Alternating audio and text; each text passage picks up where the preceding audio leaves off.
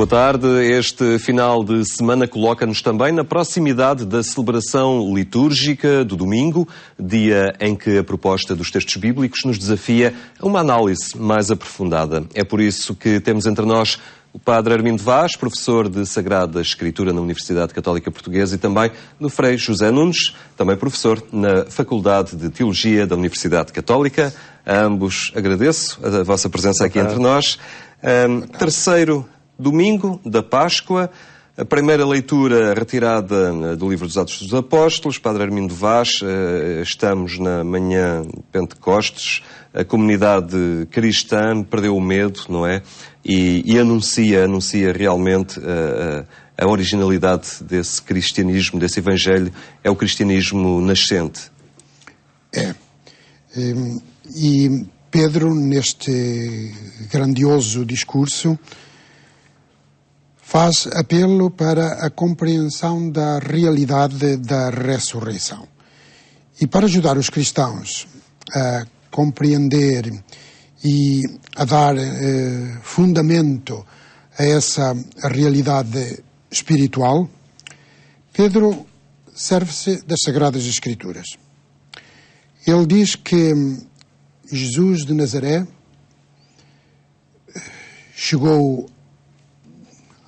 entrou na cena da história de Israel para realizar, para cumprir a história, para cumprir um plano salvífico de Deus, segundo o qual Deus estava a amar toda a humanidade desde a eternidade.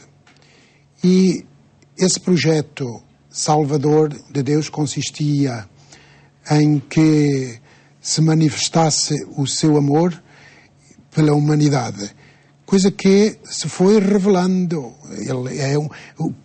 São Paulo fala de um mysterion, isto é, um mistério, mas no sentido de um plano tido por Deus desde toda a eternidade, que se foi manifestando ao longo da história do povo de Israel, no que nós chamamos Antigo Testamento, e depois se revelou plenamente e se realizou perfeitamente na pessoa de Jesus. Pedro diz que, depois de entregue, segundo o desígnio imutável e segundo a previsão de Deus, vós destes-lhe a morte, cravando-o na cruz pela mão de gente perversa. Mas Deus ressuscitou, livrando-o dos laços da morte. O interessante é que, mas também suscitando alguma dificuldade, Pedro diz que Jesus foi entregue à morte segundo o desígnio imutável e a previsão de Deus. Quem lê isto à letra tem que ter cuidado para não cair na armadilha do literalismo e ficar a pensar que, afinal, Deus mandou Jesus à terra para o entregar à morte. Realmente o texto fala assim, e isto encontramos-lo tantas vezes no Novo Testamento, nos vários autores bíblicos, mas eles exprimem-se assim, não propriamente porque tivessem consciência de que os escritores bíblicos do Antigo Testamento tinham previsto e tinham anunciado ou pré-anunciado a morte de Jesus. Claro que não. Os escritores do Antigo Testamento falaram para o seu tempo, levando as pessoas e os leitores do seu tempo a ler e a reler os acontecimentos à luz de Deus, fazendo um convite para que se transcendessem e se vissem a si próprios em Deus. Mas os autores do Novo Testamento agora vão buscar essas expressões, essas frases e também quase esse espírito para dizerem que a vida, a morte e a ressurreição de Jesus está de acordo com um plano salvífico que vem de trás. No fundo, o que os autores bíblicos do Novo Testamento querem dizer, afinal, e é aquilo que também Lucas, ao escrever este texto, quer dizer, afinal, é que Jesus não aparece assim como um meteorito caído do céu. Ele tem uma história por trás e ele leva essa história humana ao seu cumprimento. Uma história que já vinha desde muito longe.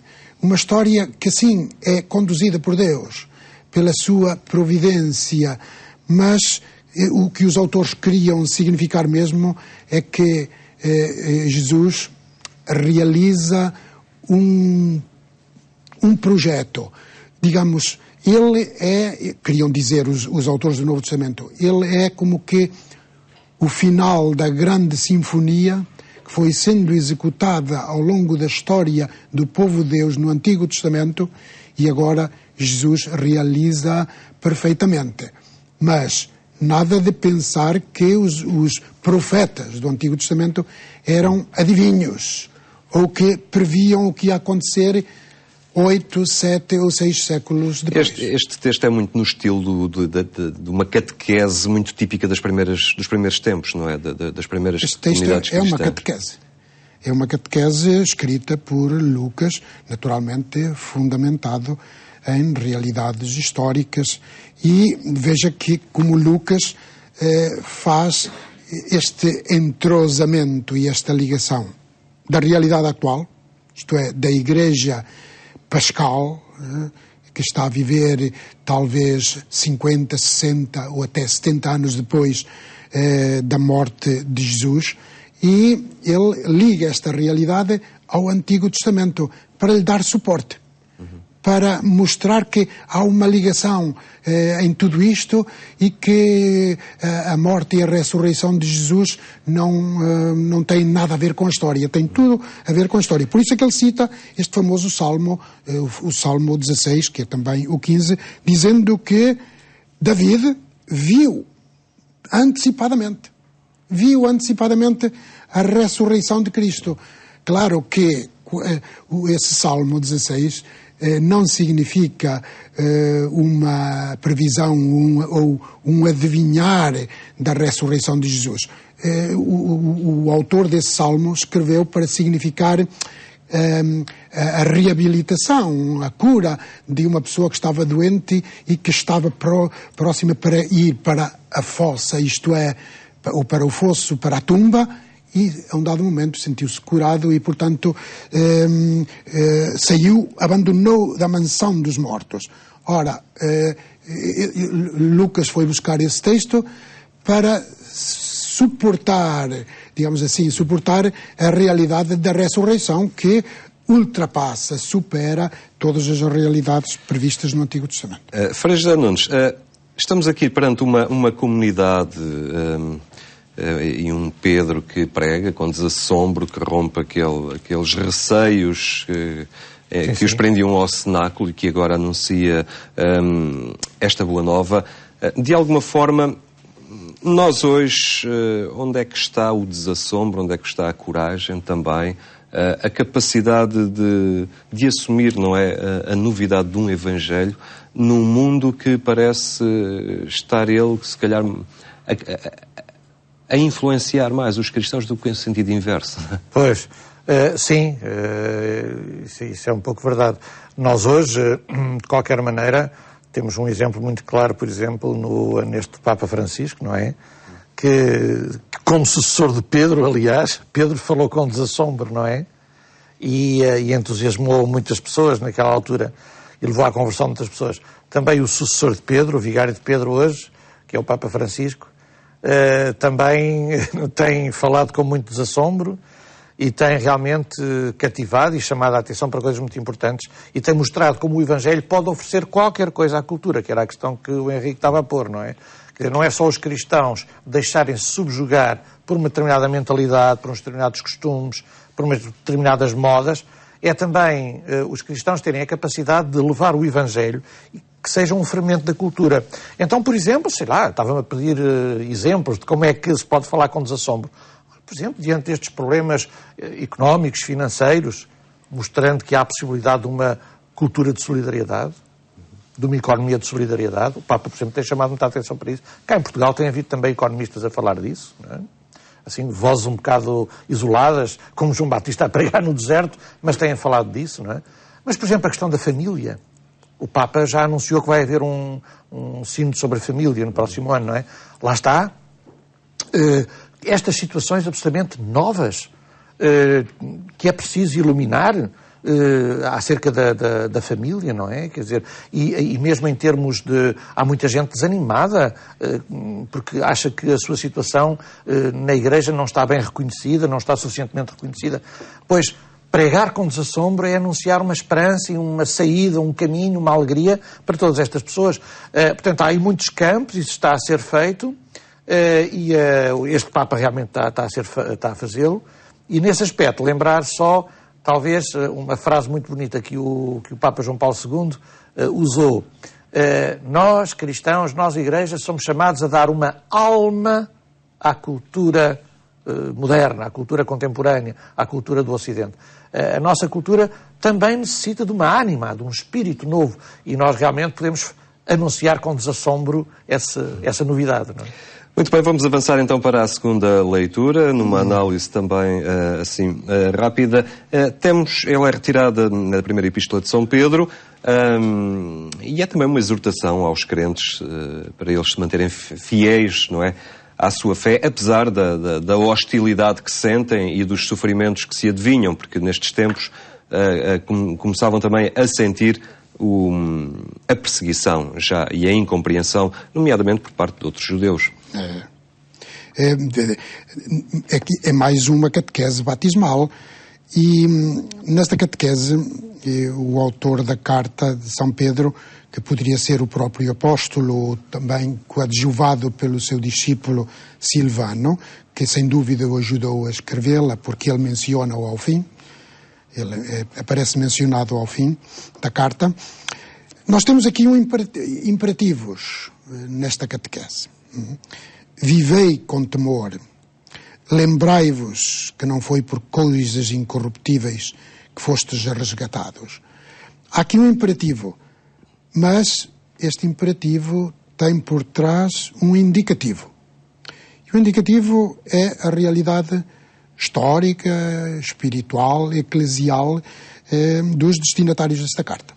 E qual é o indicativo? O indicativo é a realidade, isto é, que vós sois filhos,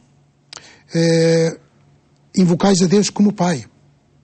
Então, se sois filhos, fostes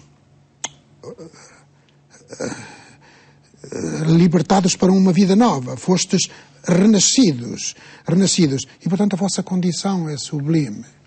A vossa condição sublime de filhos de Deus, a quem podeis invocar como tal. Se é assim, então agora podeis viver como verdadeiros filhos de Deus. Porque realmente fostes resgatados pelo sangue precioso de Cristo, não por coisas materiais. Geralmente uma pessoa é resgatada por um determinado preço, que tem que comprar a sua liberdade. Aqui, diz Pedro, o preço é o sangue precioso de Jesus, cordeiro sem defeito e sem mancha. Mais uma vez, aqui temos que ter cuidado com a metáfora ou símbolo, porque também pode funcionar como símbolo, o símbolo do sangue.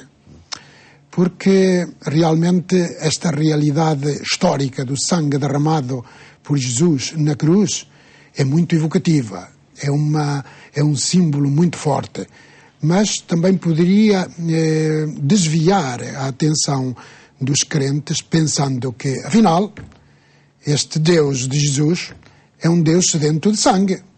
Só se sentiu vingado e satisfeito dos pecados dos humanos com o sangue do seu Filho inocente, que teria pagado a dívida infinita que os humanos teriam para com Deus. Aí é preciso ter cuidado, porque essa teologia, essa espiritualidade foram usadas durante muitos séculos na história da espiritualidade cristã. Está aí realmente o símbolo forte do sangue. Mas temos que ter cuidado porque na Bíblia o sangue significa sempre e propriamente a vida. Portanto, quando aqui se diz que nós fomos resgatados pelo sangue precioso de Jesus, Isso quer dizer que nós fomos resgatados pela sua vida toda e pela sua morte e pela sua ressurreição. Então, sim, assim entendemos bem que fomos resgatados por um acto de amor gratuito, que não houve a pagar nada a ninguém. Muito bem. Frei José Nunes, é um desafio também a centrarmos-nos no essencial do que o Evangelho nos propõe, e a fé, e não propriamente nas coisas vãs e temporais que o mundo nos sugere, não é? Pois, exatamente. Quer dizer, assim como o Pedro diz que não foi por coisas materiais que fomos resgatados, mas por Jesus, também nós cristãos devemos pôr em segundo lugar muita outra coisa e centrar-nos em Jesus, não é? E Jesus veio dizer-nos uma coisa centralíssima que o Padre Minho estava a dizer e que nos aparece logo no princípio da leitura. Se invocais como Pai a Deus, não é? Nós cristãos, isso faz parte da nossa fé. Nós acreditamos que Deus existe, que Deus tudo criou, embora a ciência é que explique como, que Deus é bom, que Deus é Pai. Nós acreditamos nisso. E se Deus é Pai de toda a humanidade, nós, homens e mulheres da Terra, somos todos irmãos e irmãs. Portanto, não são só os batizados que são filhos de Deus. Não, toda a humanidade são filhos e filhas de Deus. O que é? Nós cristãos sabemos isso. Há outros que não sabem. Não sabem. Nós sabemos porque Jesus nos veio dizer isso. Olha, Deus é Pai e vocês são todos irmãos e irmãs e era bom que fossem todos uma família. E é por isso que a única oração que Jesus nos ensinou é o Pai Nosso. A gente não diz Pai meu, é Pai Nosso. É que temos um Pai comum, que é Deus. Portanto, somos irmãos e irmãs. E, portanto, este desígnio de construir na humanidade uma só família, solidária, amiga, em que todos comem à mesma mesa, em que todos repartem do mesmo pão, em que todos vivem na alegria da unidade, esse é um grande desígnio, um grande projeto, não é? Que a Igreja tem que alimentar.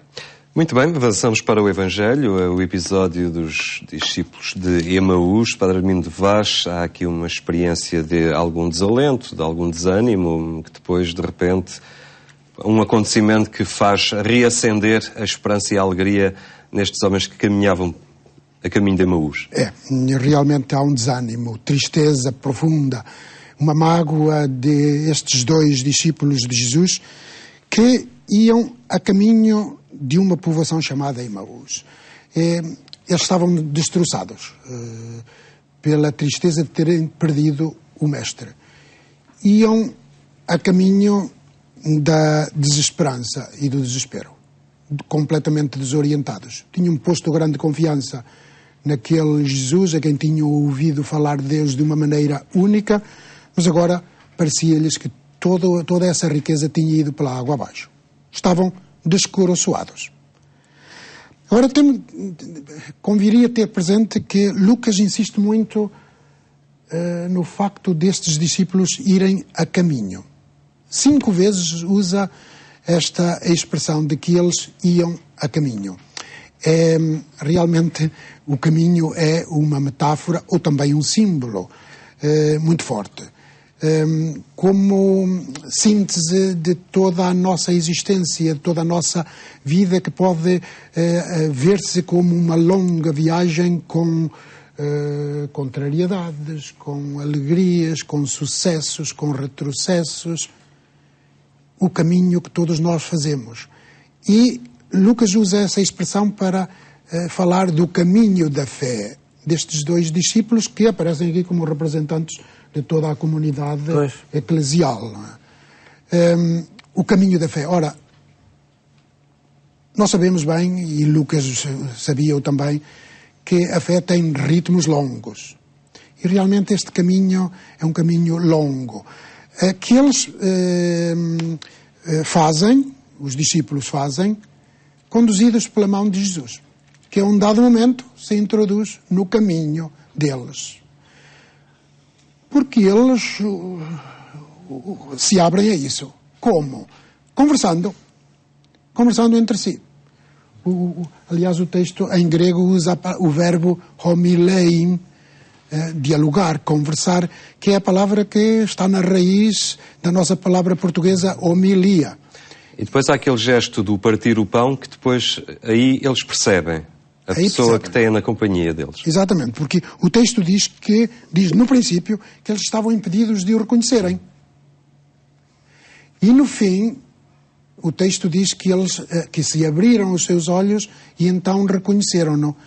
Como é que nós entendemos isto se o entendermos à letra? Entendido à letra, esta leitura não faz nenhum sentido. De facto, nós temos que pensar, factualmente, estes discípulos tinham conhecido Jesus, da maneira como falam dele. Tinham passado, não 3 dias, mas talvez 1 dia e meio, e então agora não o reconheciam. Como é isto possível?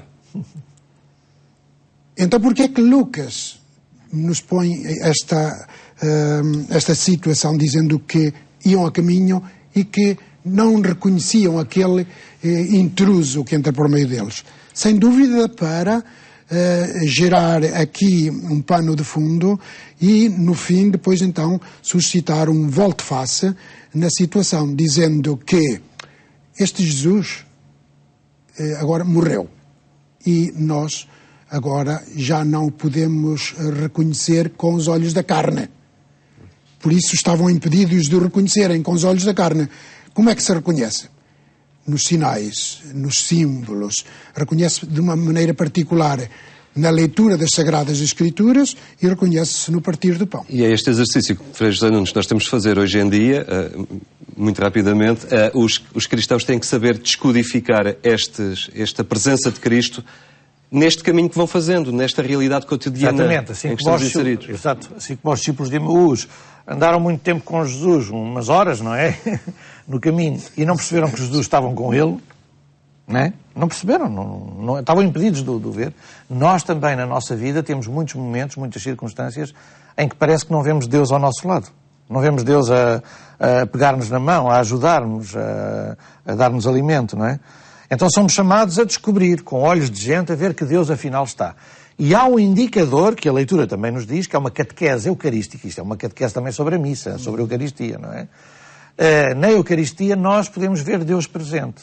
Que Deus que nos fala pelas Escrituras e Deus que nos fala no partir do pão. Na Eucaristia há 2 mesas. Há a mesa da palavra e há a mesa do pão e do vinho.